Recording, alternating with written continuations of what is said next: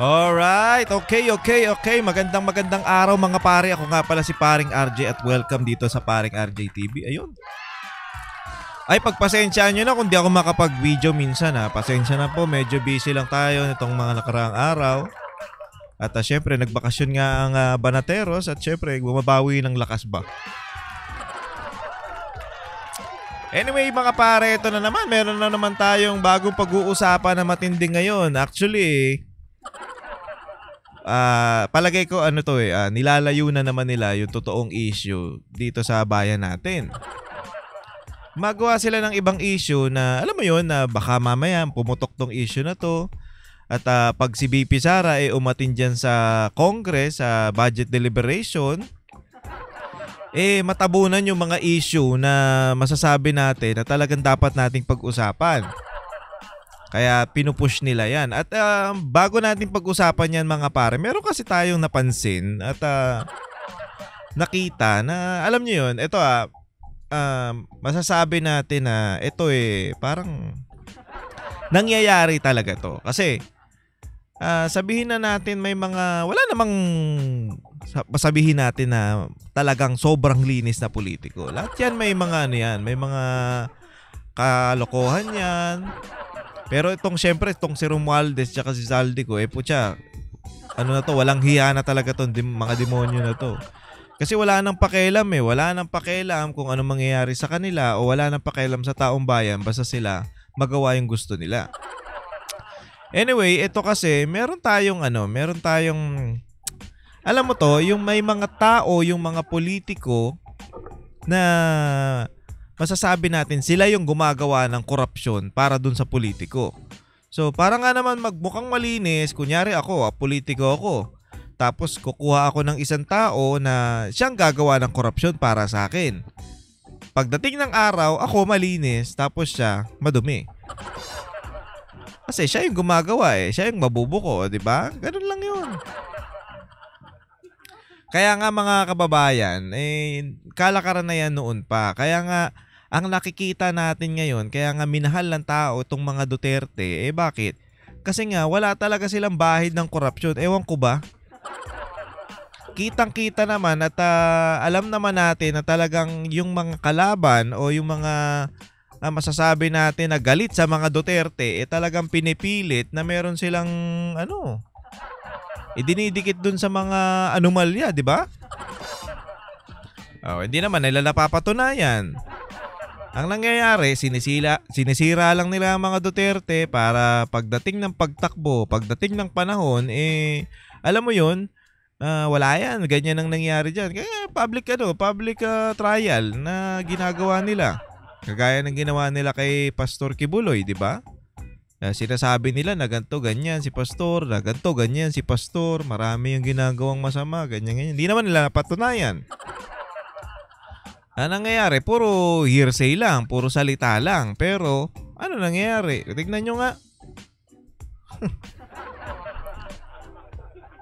Gumagawa lang talaga sila ng paraan para yung mga kaalyado ng mga Duterte, alam mo yun, humina, magkaroon ng mailang, umiwas dahil nga naman sa panggigipit ng gobyerno na to. Ay putya. Ay, iwas muna ako dyan kasi dinadali na tayo Porket malapit tayo sa mga Duterte tatrabahuhin na tayo, ganun. Pero yun nga nakakabilib kay kay Pastor Kasi isipin mo naman kahit na ginanon yung yung community niya, yung simbahan niya, 'di ba? Sinira, hindi naman ginastos ng gobyerno yan para sirain niyo yung lugar na yun, mga animal kayo 'Di ba? Kinawawa yung mga member, 'di ba? Kaya nakakabuisit Biruin mo. Hindi naman kayo inaano ng mga tao na yon o yung mga member na yon talaga namang lahat gagawin para nga naman hindi mawala sa kapangyarihan.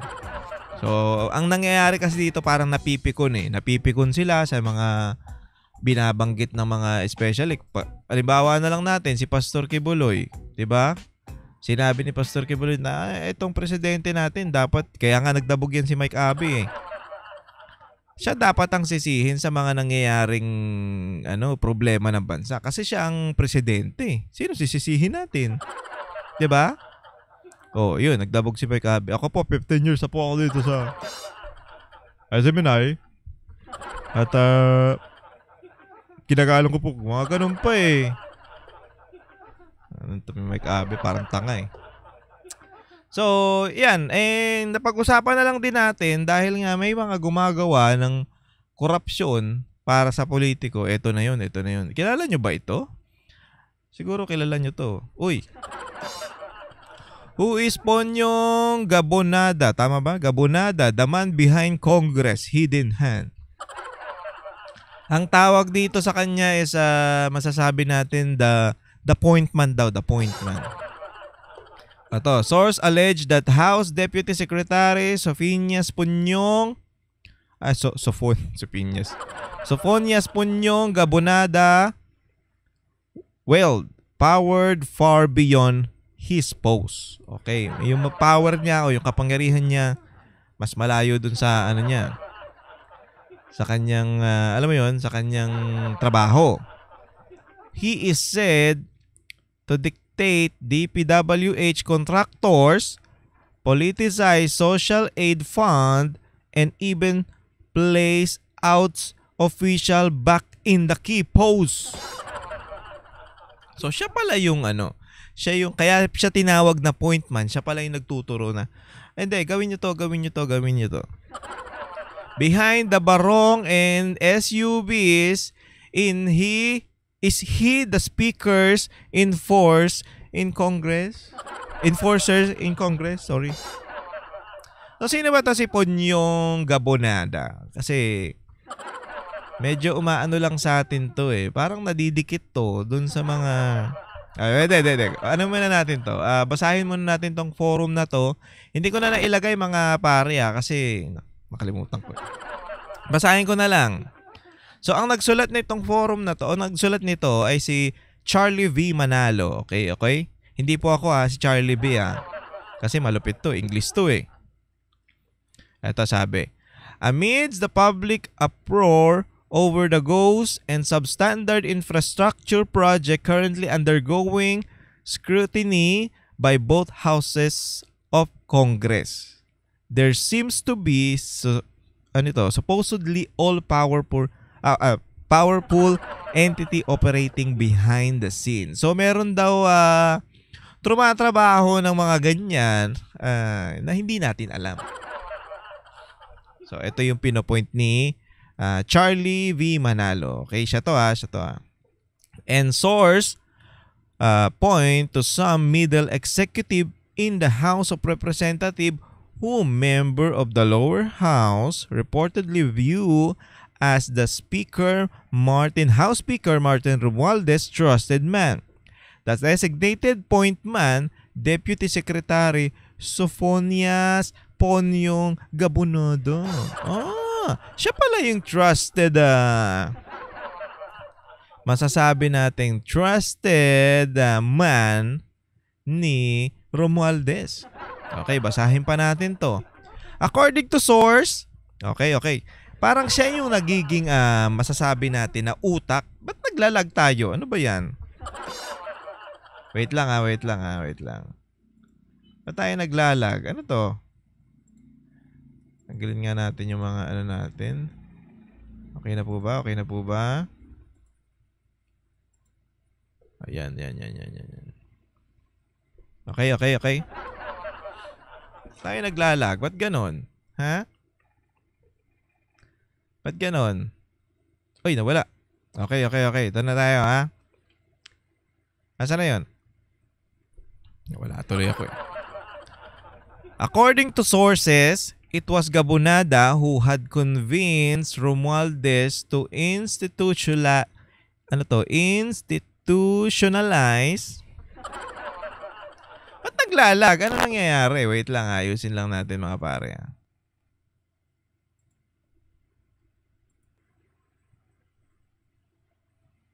Yan, okay na po ba? Okay na? Naglalag pa rin? Ano ba yan? Anyway, sige, tuloy natin to mga pare. Saan na tayo? Ito. According to the sources, it was Gabonada who had convinced Romualdez to institutionalize the AKAP or the ayuda sa kapos ang kita. The AICS or the assistance to individuals in crisis situation. Both programs of the Department of Social Welfare and Development and the TUPAD or the tulong panghanap buhay sa ating disadvantaged displaced worker. A program of a Department of Labor and Environment by providing congressional funding for this program. So, sabi sa source niya na si Gabonada daw ang nagsabi o nag-convince kay Romualdez na para dito sa mga ayuda na to. So parang ang lumalabas, siya yung, alam mo yon, siya yung utak o siya yung masasabi natin na nasa likod ng mga ano na to, mga ayuda na to. Okay? Siya pala yung nasa likod ng mga ito. Naku po. Okay. However, aside from institutionalizing them, the same sources allege Gabonada politicized those program which benefit only the speaker's allies with the amounts based mainly on the degree of loyalty displayed by the House member to the speaker. So, hindi lang pala pag institutionalizing. So, parang si Gabonada yung nagsasabi na ang magbe-benefit nito o nag-utos o parang utak na magbe-benefit ng mga gantong ayuda yung masasabi natin na ito nga daw yung mga loyal sa speaker at yung mga kakampi ng speaker. Okay? Yun pala yun. Naku. Okay. So ano pang sabi dito? Pagpasensya nyo na yung video ko, ha? Talagang naglalag eh. Pagsensya na po. The source add that to avail of the funding for those programs, lawmaker have to call Ponyong's office and lobbies for the amount to be given to them. So siya pala ang naghahawak ng mga na to. Nako, lumalabas dito na ang gumagalaw, parang ito yung nagiging kanang kamay o yung secret weapon ni Romualdez. Nako po. Si Ponyong pala yun. Ponyong, dapat hindi point man. Dapat Ponyong the secret weapon. With regards to congressional-sponsored infrastructure project, the same source alleged that the contract should be awarded. Nako. Sabi dito, alam mo yun, di umano na si Ponyong pinapatawag yung mga regional district engineer of the DPWH para kanino o sabihin sa kanya kung kanino i-award yung mga kontrata. So, even if that particular project has already been bid out and the contract is about to be awarded. So, kahit na sabihin na natin na na yun, tapos na yung bidding, pag sinabi daw ni Ponyong, hindi, tanggalin nyo yan, ibigay nyo yan dun sa tropa natin. Nako po, di umano to ha. However, anong sabi dito? Sana yun? However, lawmakers ought to abide by Ponyong's action as imprimatur.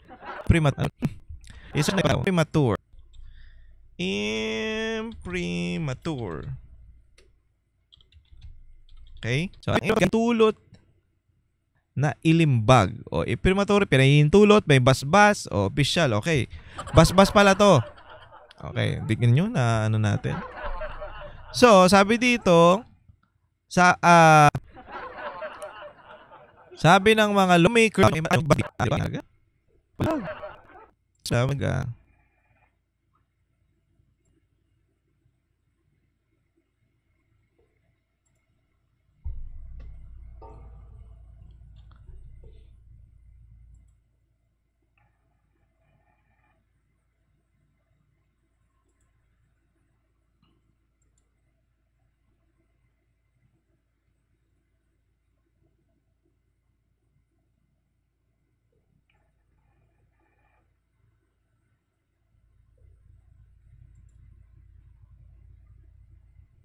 Ano na?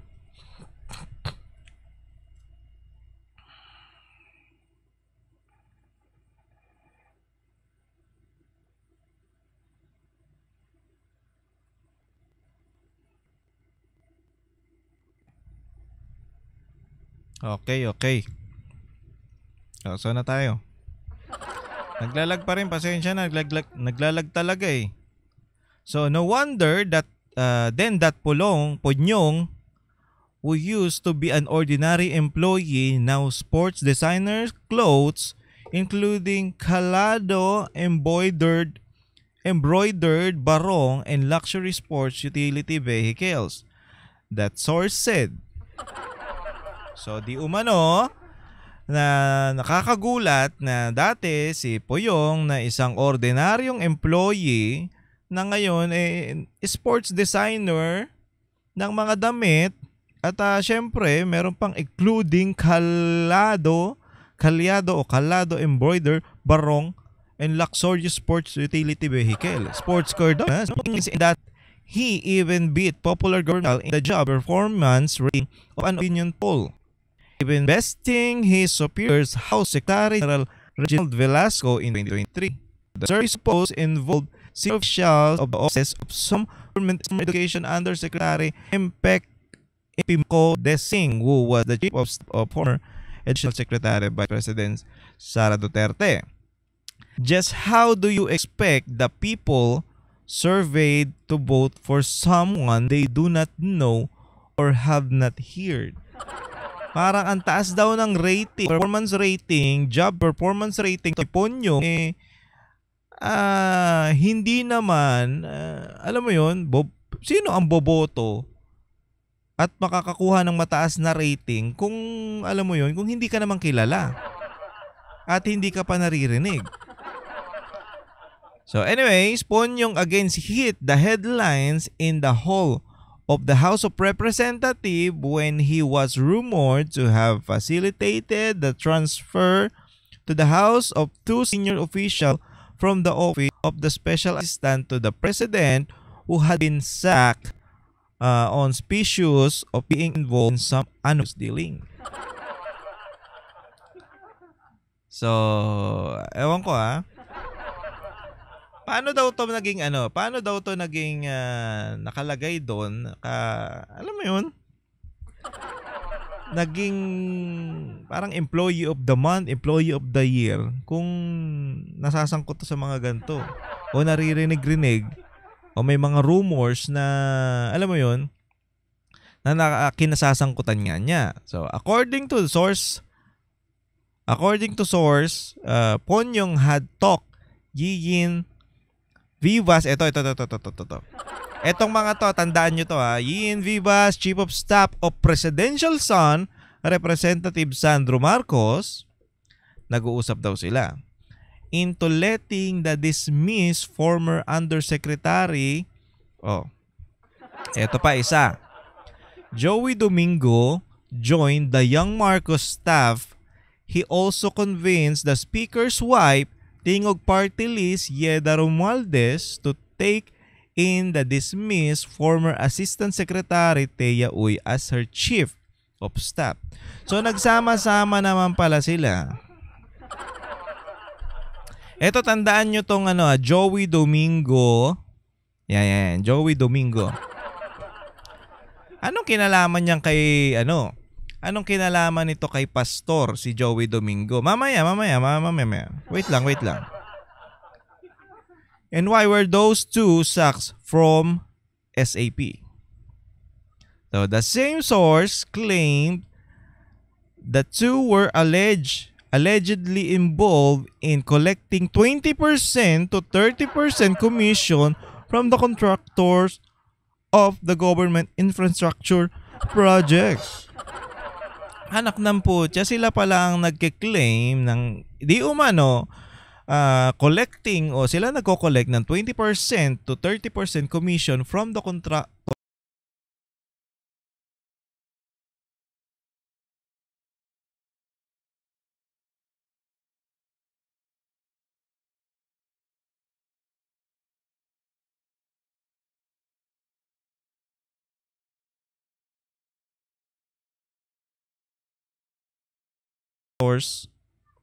of government infrastructure project. So, ang laki nun. Anak ng tinapa. At mga tao to nung anak ni Marcos. Kasi kung sa isang project, kukuha ka ng 20% to 30%, isang project pa lang yun. Gaano karami ang proyekto ng DPWH? Ewan ko Pero dun sa mga siguro, malaki yan kasi ang dami nilang tropa Tayo na, ang laki niya 20%, 20 to 30%. Napakalupit. Ibang klase. So parang ito ang gumagawa ng alam mo 'yun?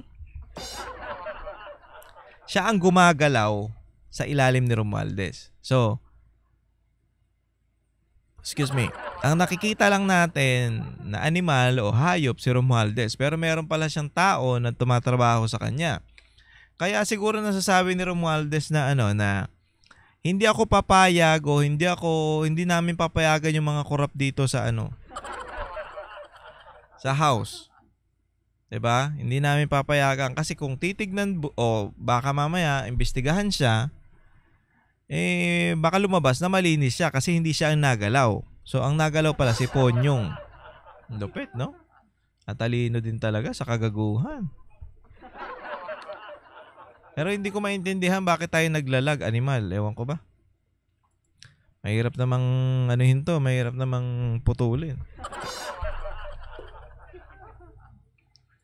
So, dito na tayo. With the commission earned alleged from the government contracts, the two are now reportedly living in the opulent lifestyle, assenting their daily get-ups with luxurious accessories including bags from high-end brands such as Hermes, Chanel, Bogetta ba to? Gucci, Prada, Louis, di ko alam ang basa dyan, and Dior. Further from the modest bungalow, the two are said to the occupying multi-million pesos residential houses and unit in the high-end condo. Wow, ang saya nila, boss. Bukod daw dun sa alam mo yun, dahil sa mga collection nila, nakakakuha na daw sila. Sabi ng source to hindi ako nakakakuha na daw sila o nakakabili na sila ng mga high-end accessories like Hermes, Chanel, Gucci. Grabe, buti pa kayo nakakabili ng Gucci. Ako, ang nabibili ko lang, Gucci. Di ba? Tapos meron pa daw silang mga high-end multi-million peso residential houses and units in the high-end condo. Wow, grabe. Sana all. This shows just how powerful and influential Ponyong is. According to the source, he can even run rings around the son of the most powerful person in the country, the president himself. Wow. I'm even beginning to wonder why the Diskaya couple failed to name him in the Senate hearing where they supposedly name all those involved in the anomalous government infrastructure project. Are the sources telling the truth, or is the Diskaya couple is hiding something? I think mga pare, siguro dahil nga ito yung secret weapon o the point man, ito yung point man ni Romualdez, medyo hindi to kilala. 'Di ba? Hindi siya kilala, parang siya yung tumatrabaho dun sa ilalim. Siya pala yung secret weapon. So kaya ewan ko kung talagang hindi natin alam kung ang Diskaya couple ay may tinatago pa o baka naman hindi talaga nila kilala to. Kasi hindi nila nakikita o hindi nila nakakausap. 'Di ba? Baka 'yon. So, ano bang kinalaman nitong mga to kay sa kaso ni Pastor? Kilala nyo si saan na ba yung ko dito? Kilala nyo si alias Amanda na sinasabi na siya ang alam mo 'yon, na nagbibintang ng kung ano-ano kay Pastor. Etong si Joey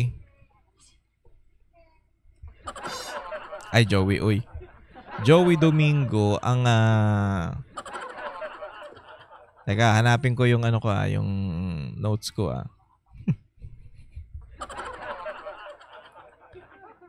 wala eh. So, teka lang mga pare Hanapin ko lang ha. So, mga pare, etong si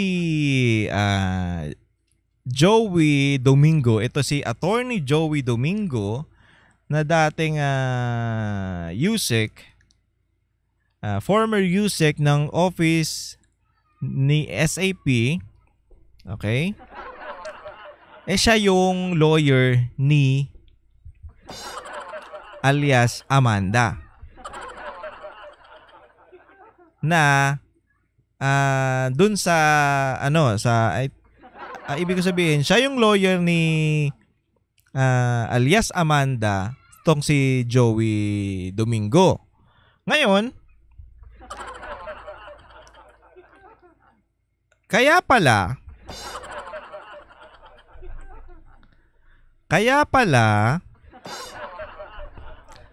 tinatrabaho si Pastor at pinapahirapan, hindi pinapahirapan na literal, pinapahirapang makapag-bail si Pastor, dahil tao pala ito ni Romualdez.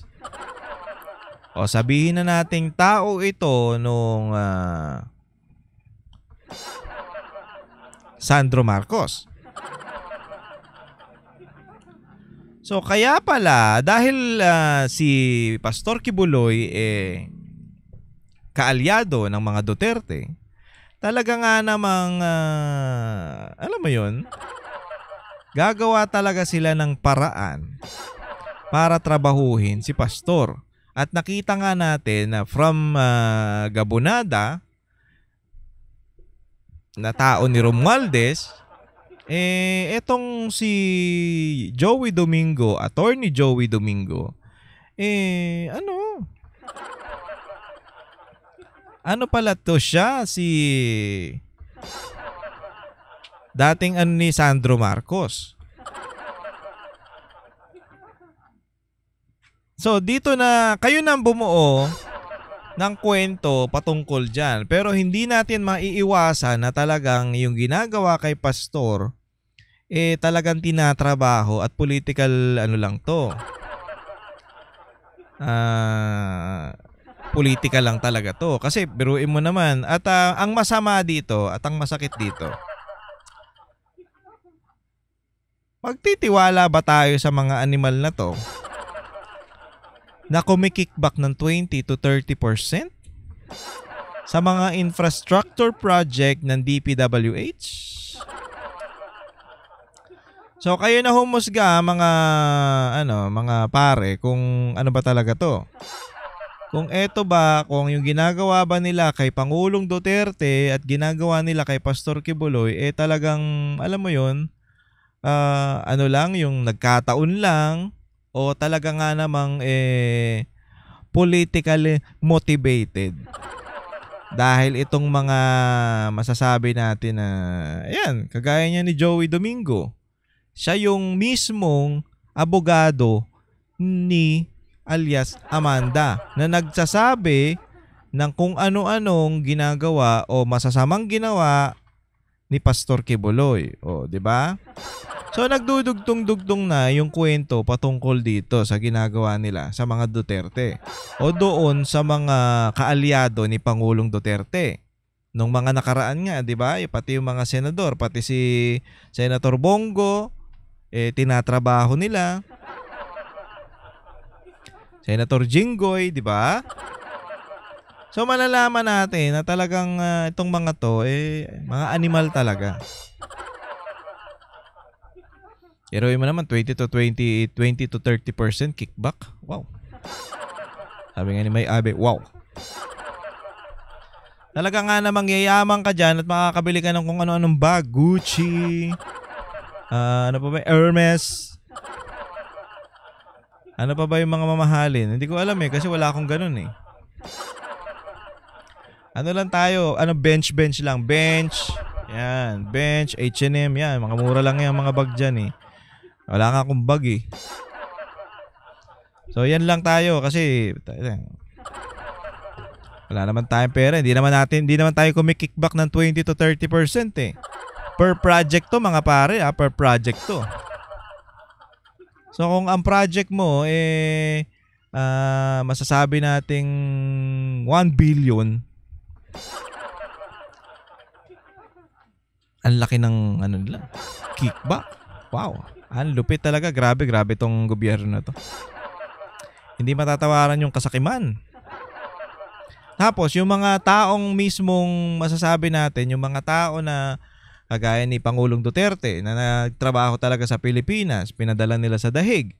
Kagaya ni Pastor, 'di ba?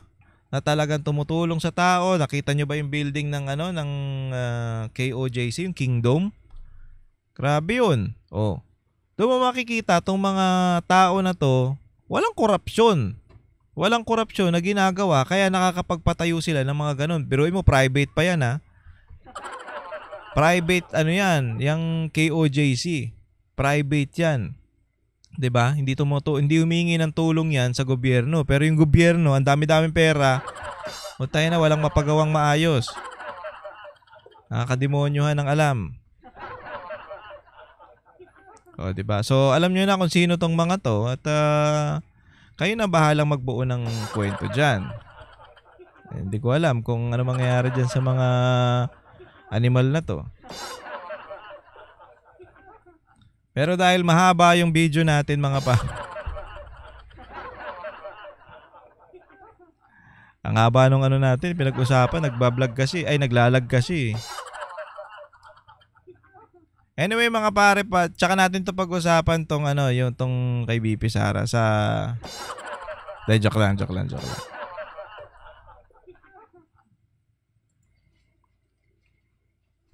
At ngayon pag-usapan na natin tong tong kay BP Sara, yung panibagong hamon nila. Naku. Eto kasi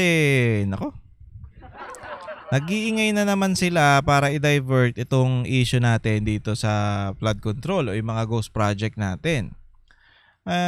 Ewan ko, gusto talaga nilang paatinin si BP Sara at sinasabi pa nga na ito yung babaeng kulot na yan.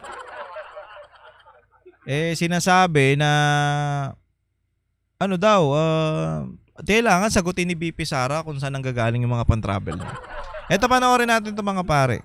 Kung matutuloy ang pagharap ni Vice President Sara Duterte sa briefing ng House Committee on Appropriations para sa panukalang pondo ng kanyang tanggapan sa 2026, may hamon sa kanya ang Makabayan lawmakers. Makabayan, hindi lawmakers yung mga yan. Makabayan animal. Ito ay ang isang tabi ang parliamentary courtesy at sagutin ang mga tanong kaugnay ng budget ng kanyang opisina. So ano ba yung parliamentary courtesy? Ito yan. Ito yung parliamentary courtesy. Ang sabi dito parliamentary courtesy is respeto at pakikisama sa kapwa mambabatas. So para para medyo yung dahil vice president siya, kailangan respetuhin yung yung pakikipag-usap sa kanya, maayos yung diskusyon sa kanya sa vice president.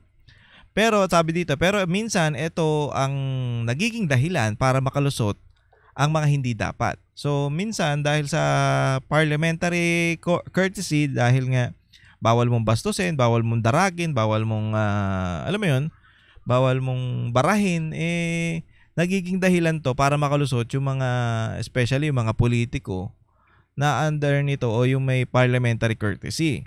Kasi hindi nga sila pwedeng bastusin basta-basta dyan.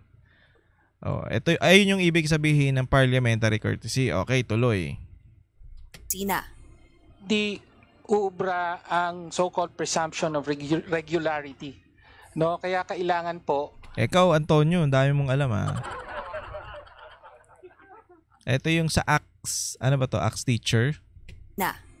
Di uubra ang so-called presumption of regularity. ACTS teacher party list. Pero parang hindi naman kayo mga teacher. Ewan ko sa inyo. No, kaya kailangan po ang norm dapat ay palaging magpapaliwanag at handang magpaliwanag ang mga opisyal, ang sino mang opisyal ng gobyerno na pinagkakatiwalaan ng pondo ng taong bayan. That courtesy can always be extended by this committee, but it can always be waived by the official itself. So ang hamon ko po. So pwede rin palang baliwalain o waive ng official. For example, dito nga pinag-uusapan dito si BP Sara. Yung parliamentary courtesy pwede niyang tanggalin kung gugustuhin niya. Para nga naman magkaroon sila ng diskusyon na kahit na daragi mo ko, okay lang. Basta kahit natanongin mo ko ng malala, okay lang. Basta sasagutin ko yan. Ayun ang gusto mangyari nito ni boss. Na kailangan daw sagutin ni BP Sara yung mga tanong sa kanya o yung mga dapat niyang sagutin. 'Di ba? Wala namang problema siguro kay BP Sara yan. Ang problema kasi kayo. So, ayun ang sinasabi niya. Tapos ito pakinggan mo yung pakinggan natin mga pareng sasabihin niya dito. Sa Vice Presidente at sa lahat ng mga opisyal pa. Sabi niya, dapat i-waive ng Vice Presidente yun at sa lahat ng opisyal pa. Bakit ba Vice Presidente lagi ang pinag-iinitan ninyo? Bakit hindi, tignan nyo, nakakaganyan ba sila sa Presidente? Nagaganyan ba nila ang Presidente? At masasabi natin na ito bang mga style nito, ginagawa nyo yan nung si BP Leni ang nakaupo? Parang wala naman ako naririnig na gano'n. So, dito natin makikita na talagang to, tinatrabaho lang talaga si BP Sara. Kasi si BP Sara lang ang target sinasabi niya, pangkalahatan dapat sagutin o i-waive yung parliamentary courtesy ng bawat opisyal para makasagot yung mga tanong sa kanya o sagutin ng totoo o talagang masasabi natin magkaroon ng magandang investigasyon o yung magandang pag-uusap patungkol dyan sa deliberation ng budget. Kasi tatanong-tanongin yan siya at gigil na gigil sila dyan. So, yan ang yan ang gusto ng mga yan ang gusto nila. Pero bakit si BP Sara lang ang talagang target ninyo? Yun ang problema kasi. Kung may tatargeting kayo mga opisyal ng gobyerno o yung mga nakaupo sa atin, kayo rin naman Diba? Mga opisyal din naman kayo. Kung tatargetin nyo, bakit hindi nyo lahat targetin? Hindi nyo lahat gawin yung ganyan. Puro lang kayo BP Sara. Ano ba? Hindi na maintindihan sa inyo. Na binibigyan ng parliamentary courtesy, i-waive niyo po yan. At sagutin nyo ang mga tanong. We're hoping Ito na yung tanga na to. Ito putain na to Ano ba to? Ang arte nito for Tuesday, may sagot. Saan po ba napupunta yung diba? Ang tanga. Saan po ba napupunta ang ganyan-ganyan? Bakit? Ito pwede, hindi ko alam kung pwede nilang tanongin yung COA patungkol dyan kung saan napupunta yung mga budget na ginagastos ng OBP. Pero actually meron namang meron namang tayong nakikita o may mga balita naman dyan. Dati nga meron yung I think yung burial assistance dati meron. Dahil nga tinanggal nyo na, wala na. Tapos meron yung pondo, yung OBP para sa emergency. For example, yung tawag dito, yung calamity emergency. Halimbawa, nagbumagyo, bumaha, pumutok yung bulkan, pumutok yung mga ulo nitong mga to. So meron sila mahuhugot at ipapamigay doon sa in kind, hindi pera Hindi kagaya ng amo nyo, pera ang binibigay. So, yan yung mga bagay na pwede natin sigurong tanungin yung COA kung patungkol dyan. Pero nakikita naman natin, may mga balita at meron pang isa yung ano yun? Pantawid na yung tinapay na binibigay sa mga bata. Alam ko mawawala na rin yun dahil nga ginigipit nyo yung budget Tapos meron pang isa yung libreng sakay na ginaya ni Marcos. Nakala nyo matagal na ginagawa ng OBP yan, kahit ni Pangulong Duterte ginagawa na yan, tapos ginaya nyo. Tapos hindi rin kayo naglagay ng picture ni Marcos doon para kunyari makatao, ganon. Pondo ng OVP. Ito po ba ginagamit pang bili ng... Kita mo yung ano nito, yung tanga na to. Kita mo yung narrative niya o yung sinasabi niya. Ang layo naman ng bakit lalagyan mo ng yung kulay o yung parang issue? Ba't papatungan mo ng issue yung pagtatanong nyo? Di ba? Baka pambili. Gago ang puta. No, may isagot. Saan po ba napupunta yung pondo ng OVP? Ito po ba ginagamit pang bili ng flights across the world? Ginawa naman. Tanga, di ba? Halatang halata kayo mga animal kayo na talagang pinupuntiryan nyo yung lakad ni BP Sara. Isipin mo naman. Ito isipin nyo Ayan, totoong abogada yan. Nag-aaral yan. Asawa niyan, may pera din. Isa ring magiling na abogado. Naglilingkod sa bayan niyan. At I think merong mga negosyo yan. So, bakit tatanungin nyo kung Ewan ko tatanungin nyo kung saan na ginagamit yung budget. Hindi yung tatanungin natin kung yung saan ba napupunta yung budget ng OBP. Yung pondo ng OBP. Yung ba ay ginagamit sa pang bili ng ticket? Putang ina, kagago ang puta. Diba? Hindi mo pwedeng sabihin yung ganun. Bobo. Ano pang bili ng ticket? Pinagsasabi mo. May pera yung mga yan. Ano akala nyo dyan? Diba? May mga pera yan. I think may negosyo yan si BP Sara. Hindi ko lang sure kung ano. Pero, bilang isang lawyer, bilang isang, nagtatrabaho din dati ng pag-aabugas siya. Diba? Malaki rin. Magaling yan Diba? Tignan nyo nga sino nga yun? Yung parang kamukha ni Dilima. Diba? Pangalan nun? Putang ina. Na may utang pa nga daw sa kanya na I think 10 million ba yun? 9 million?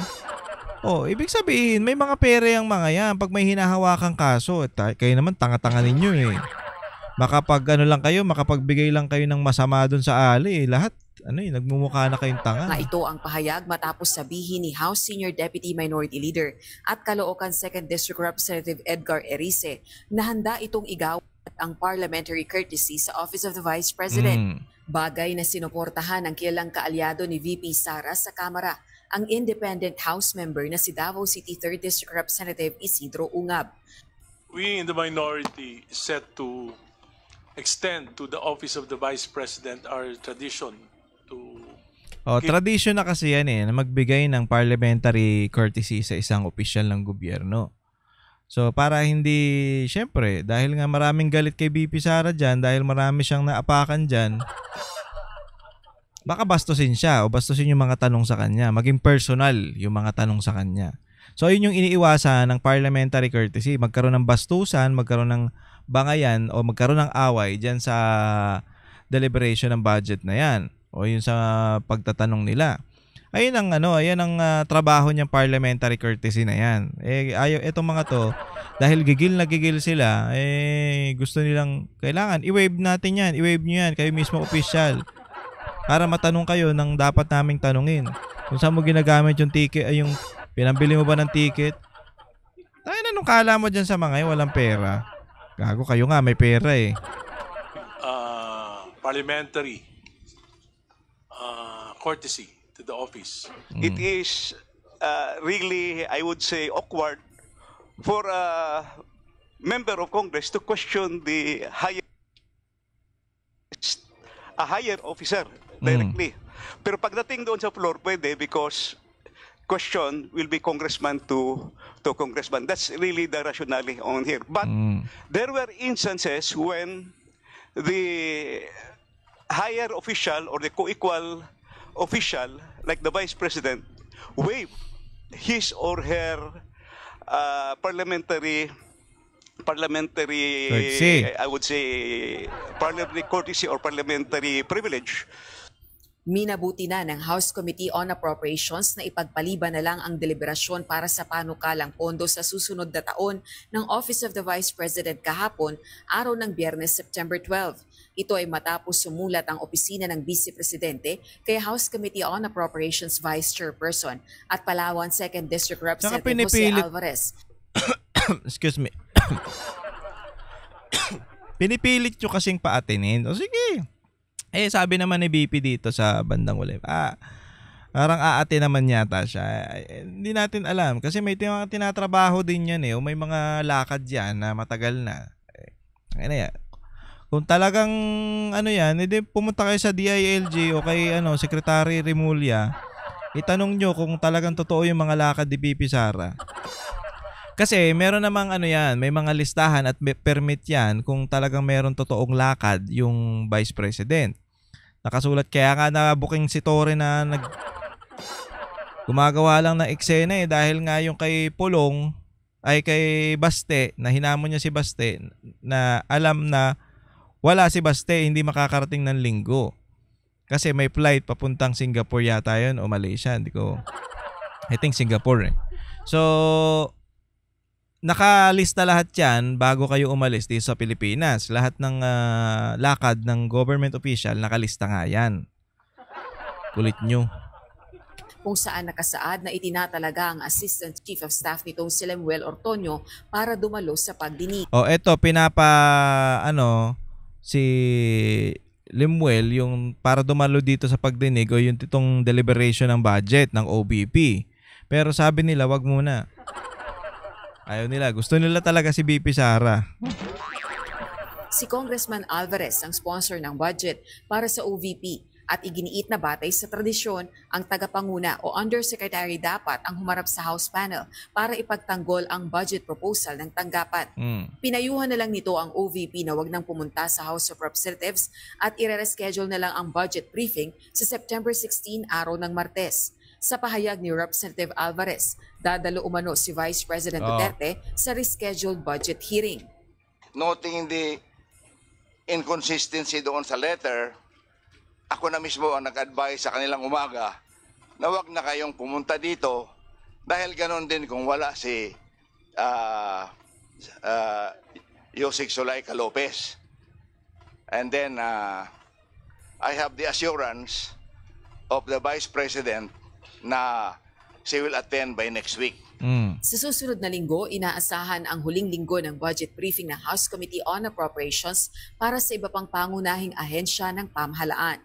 Rosa Licoz, UNTV News and Press. Ganyan na lang yan, yung mga pare. So, next week daw a-attend si BP Sara dito sa budget deliberation sa sa Congress sa September 16. So, magre-resume sila diyan at alam na, ewan ko kung ano mangyayari.